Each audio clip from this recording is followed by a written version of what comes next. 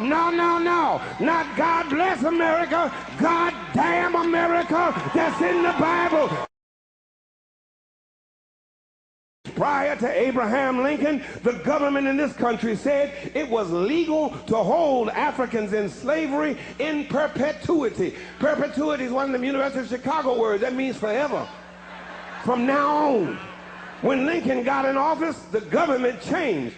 Prior to the passing of the 13th, 14th, and 15th Amendments to the Constitution, the government defined Africans as slaves, as property, people with no rights to be respected by any whites anywhere. The Supreme Court of the government, same court, granddaddy court of the one that stole the 2000 election, Supreme Court said in its Dred Scott decision in the 1850s, no African anywhere in this country has any rights that any white person has to respect at any place, anytime. That was the government's official position, backed up by the Supreme Court, that's the judiciary, backed up by the executive branch, that's the president, backed up by the legislative branch, and enforced by the military of the government. But I stopped by to tell you tonight that governments change.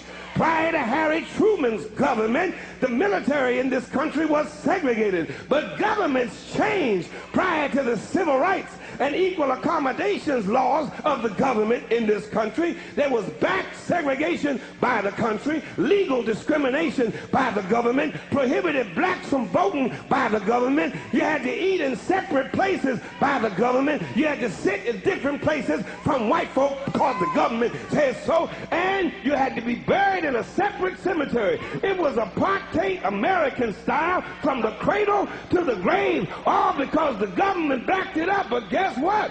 Governments changed. Under Bill Clinton, we got a messed up welfare to work bill, but under Clinton, blacks had an intelligent friend in the Oval Office.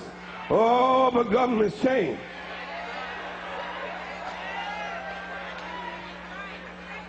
The election was stolen. We went from an intelligent friend to a dumb Dixiecrat, a rich Republican who has never held a job in his life, is against affirmative action, against education, I guess he is, against health care, against benefits for his own military, and gives tax breaks to the wealthiest contributors to his campaign. Governments change, sometimes for the good and sometimes for the bad. But I'm fitting to help you again. Turn back and say, he's fitting to help us again. Where governments change, write this down, Malachi 3:6. Malachi 3:6, thus saith the Lord. Repeat it after me. For I am the Lord, and I change not. That's the King James Version. The New Revised says, for I, the Lord, do not change. In other words, where governments change, God does not change.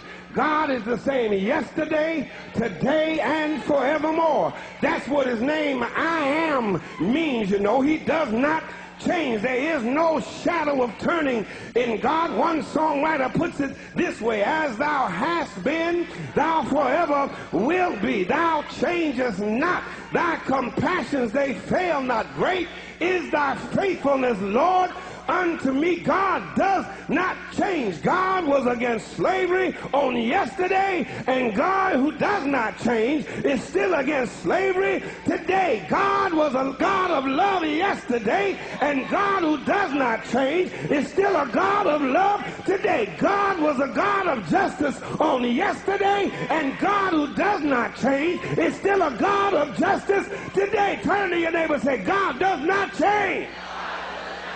Where governments lie, God does not lie. Where governments change, God does not change. And I'm through now.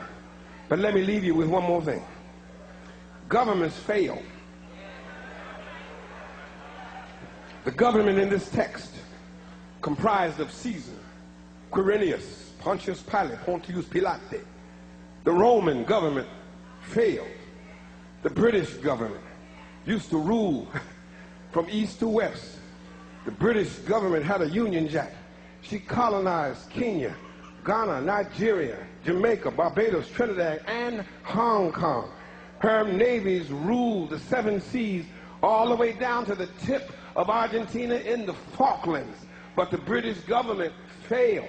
The Russian government failed. The Japanese government failed. The German government failed. And the United States of America government, when it came to treating her citizens of Indian descent fairly, she failed. She put them on reservations. When it came to treating her citizens of Japanese descent fairly, she failed. She put them in internment prison camps. When it came to treating the citizens of African descent fairly, America failed. She put them in chains. The government put them on slave quarters, put them on auction blocks, put them in cotton fields, put them in inferior schools, put them in substandard housing, put them in scientific experiments, put them in the lowest paying jobs, put them outside the equal protection of the law, kept them out of their racist bastions of higher education, and locked them into positions of hopelessness and helplessness. The government gives them the drugs, builds bigger prisons, passes a 3-strike law, and then wants us to sing God Bless America. No, no, no. Not God Bless America. God damn America that's in the Bible for killing innocent people. God damn America for treating her citizens as less than human. God damn America as long as she tries to act like she is God and she is supreme. The United States government has failed the vast majority of her citizens of African descent.